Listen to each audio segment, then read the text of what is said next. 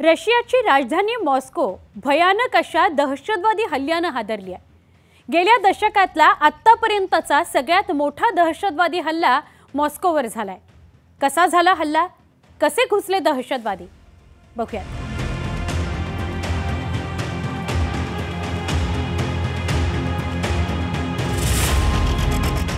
रशियाची राजधानी मॉस्को एका म्युझिक कॉन्सर्टसाठी हजारो फॅन्स जमा झाले होते। कॉन्सर्ट एका बंदिस्त हॉलमध्ये होता। कॉन्सर्ट सुरू व्हायला थोडा वेळ होता।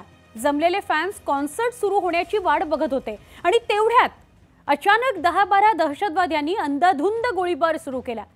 प्रत्यक्षदर्शींनी सांगितल्यानुसार सगळीकडे धावपळ आणि चेंगराचेंगरी सुरू झाली। अनेक जण रक्ताच्या थारोळ्यात पडले होते। प्रत्येक जण जीव वाचवण्याकरता पळत होता। 15 ते 20 मिनिटं गोळीबार सुरू होता आणि त्यानंतर त्यांनी हॉलमध्ये आग देखील लावली। आगीचे लोळ पसरत होते आणि आगही लागतच होती। या हॉलचा 40% भाग जळून खाक झाल्याचं सांगितलं जात आहे। हा व्हिडिओ रेकॉर्ड करत असताना मृत्यू पावलेल्यांचा आकडा 150च्या जवळ गेला होता।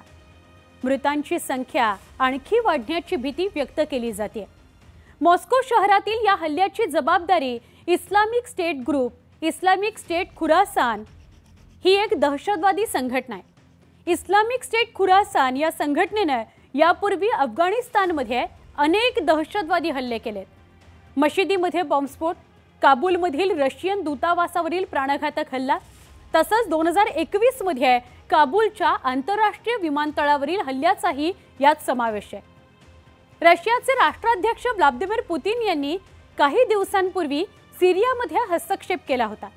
सिरियाचे अध्यक्ष बाशर असाद यांच्या मदतीकरता व्लादिमीर पुतिन यांनी काही रशियन सैन्य पाठवलं होतं। त्यामुळे इस्लामिक स्टेट ग्रुपने रशियाच्या कॉन्सर्ट हॉलवर हल्ला केल्याची शक्यता वर्तवली जाते।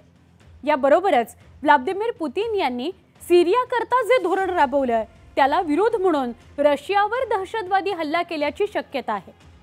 रशियाला या हल्ल्यामागे युक्रेन असल्याचा संशय आहे, तर अमेरिकेने युक्रेनचा हात नसल्याचा दावा केलाय। रशियाचे अध्यक्ष व्लादिमीर पुतिन या हल्ल्यानंतर काय कारवाई करणार याकडे सगळ्या जगाचं लक्ष लागलेलं आहे।